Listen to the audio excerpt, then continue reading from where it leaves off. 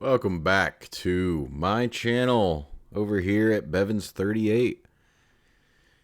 Today we're going to bring you a little bit of the Tokyo Xtreme Racer game that came out for early access on Steam.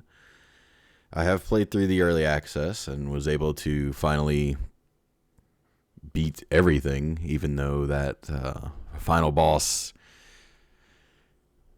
Sorry, the second to final boss, really.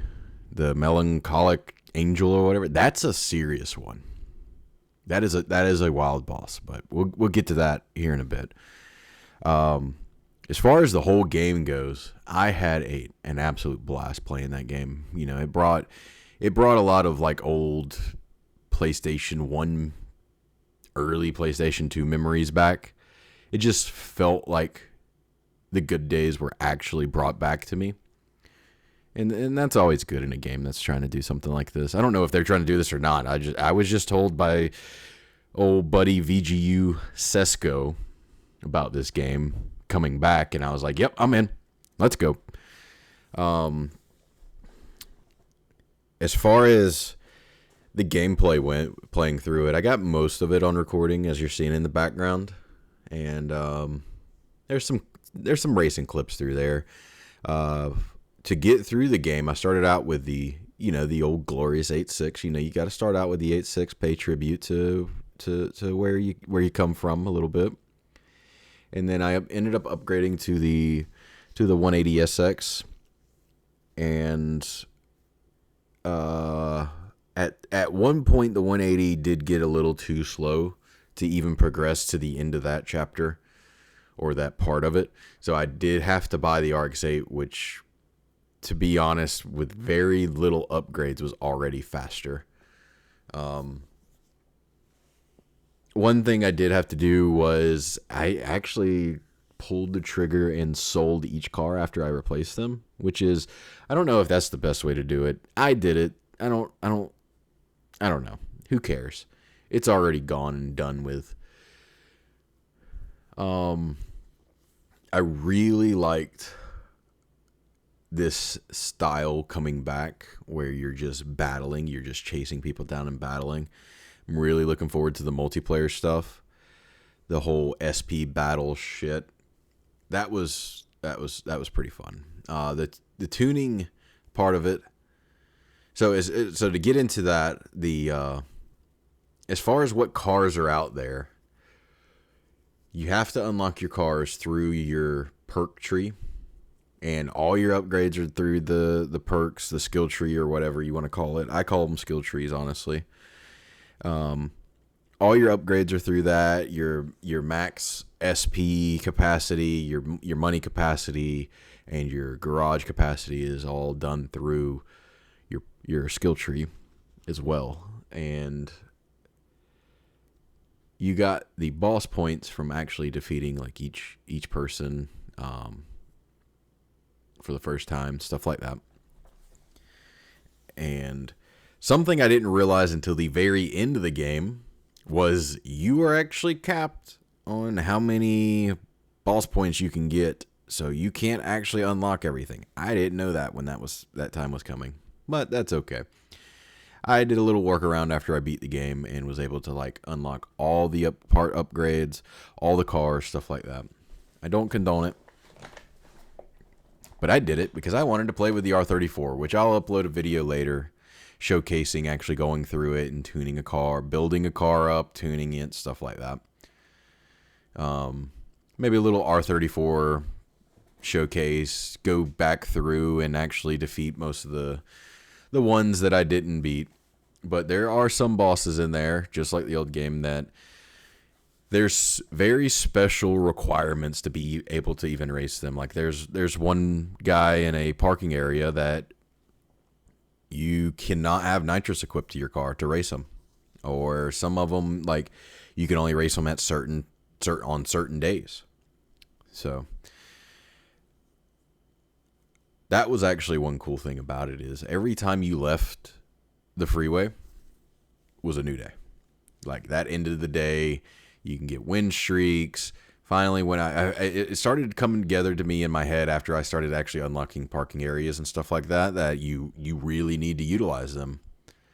And that way you can get your tires and your nitrous refilled, stuff like that, and continue your win streak, continue your long run, because there's a mechanic where you get extra money for the longer you drive, stuff like that. So that's pretty cool.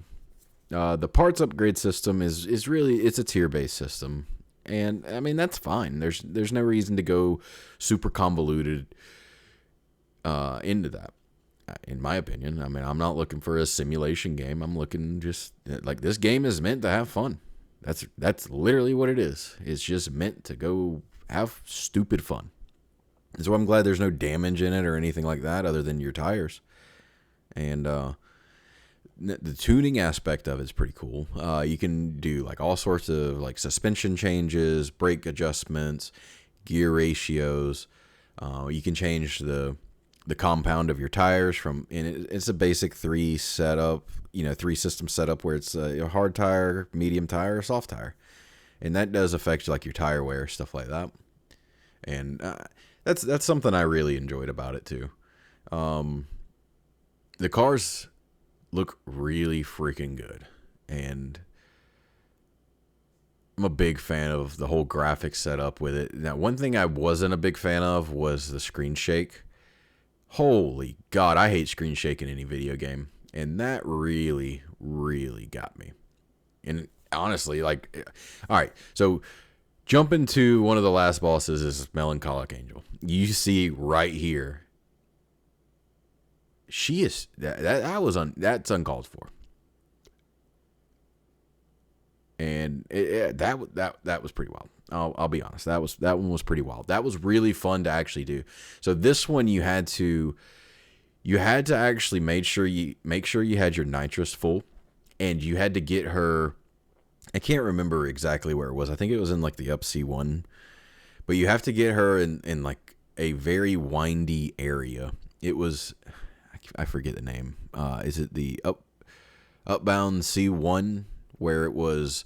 It's like in the middle of the map, almost the very north of it, and you want to get her to go westbound.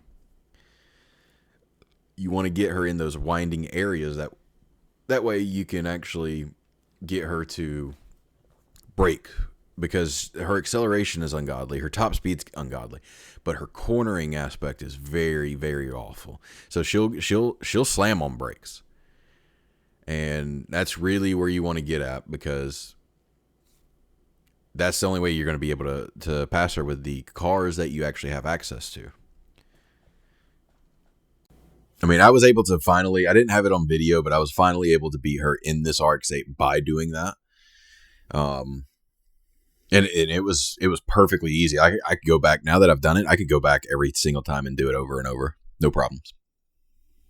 And you just gotta bait her into it.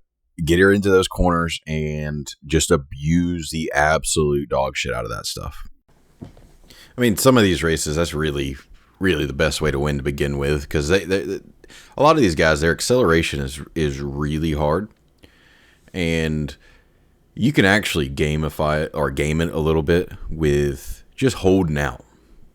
I didn't do that. I'm kind of impatient, but you can kind of hold out, let them get their acceleration going, and then they'll top out real quickly. So you can abuse the crap out of that too, and just catch up with them just by your top end.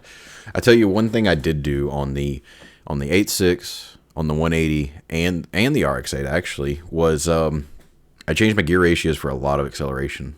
I think my top speed in the entire playthrough was like 151 mile an hour, I think.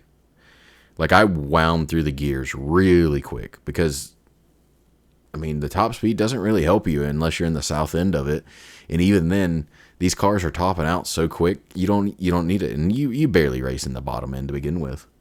So take that for what you will.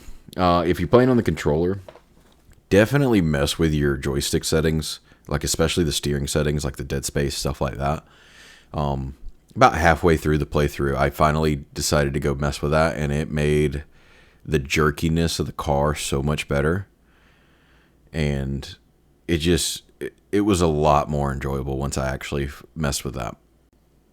And then the customization of the cars is pretty good. I'm ready for more rims. There's a leak. Somebody, there's a bunch of people been going through the game files, already making mods for it, stuff like that. I'm ready for the Hondas, and I'm really ready for more rims, more body kits, stuff like that. I mean, everybody's got a little bit of Ricer in them, and there's nothing wrong with that. I love underglow, and I love rims, dropping the car, making it look good, body kits, stuff like that. It's just nice, and I think they've done a good job so far on that.